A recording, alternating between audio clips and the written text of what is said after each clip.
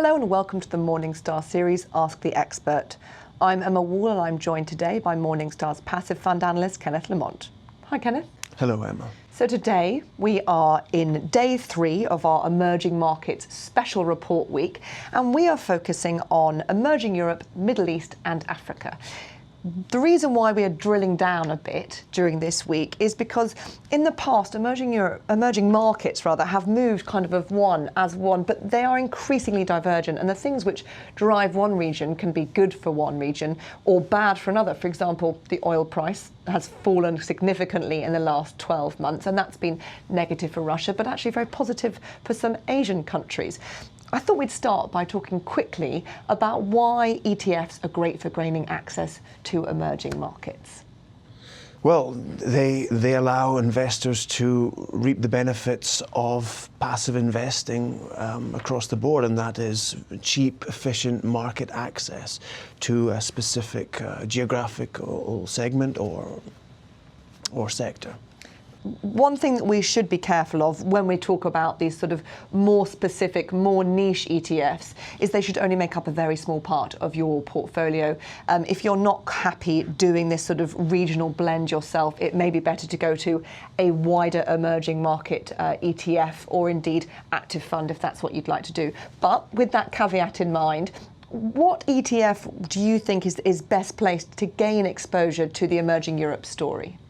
Well, the one we like is the SPDR Emerging Market, or MSCI Emerging Markets ETF. It's got a TER of only 55 basis points, which is remarkably low when you compare it to active managers in the space. One thing that investors should be aware of when investing in this fund is that around 50% of the geographical exposure is to Russia. And that may not have been any bad thing, though, this year, because Russia's done extremely well, although off the back of a year previously when it did very poorly. But if you're confident about getting exposure to Russia, you feel strongly that you want to have exposure, that's a very efficient way to do it. It certainly is, and this particular geographic exposure also includes about 20% to Poland and 20% to Turkey.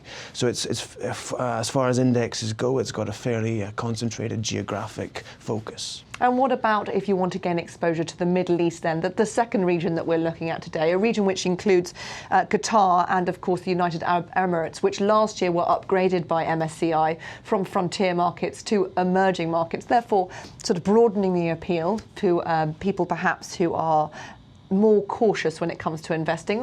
What would you say is the best ETF to gain exposure to that market? Again, one we like is the DBX Trackers MSCI GCC Select ETF.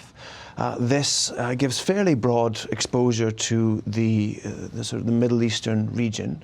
But again, as with the previous ETF, there is a strong regional sort of geographic bias towards Saudi Arabia in this case, which has almost 2/3 of weighting within the index. And Saudi Arabia very recently has just opened itself up more into foreign investment, although there are some restrictions. I think foreign investors can only own up to 5% in any one country, any one company rather. But of course, foreign investment is a good thing for the stock market because new money invariably means a rally in the stock market. One thing I think investors should be wary about with that region is it is quite concentrated in the types of stocks that it holds. It's a lot of energy and commodity stocks. Moving on then to Africa, the final region that we're looking at today. What ETF do you think is best placed to gain access there? Again, in this case, we like a DBX Trackers fund, and this is the MSCI EFM Africa Top 50 ETF, and this selects the top 50 stocks from Africa. And again, like both the previous ETFs, there is a strong geographical bias to South Africa in this case, which has around 55% of weighting in the index. When you're looking at these funds, specifically the two DBX Tracker funds, you'd be expecting a tracking difference of around 1% over the year, which means that you can expect your ETF to lag the index by about 1%.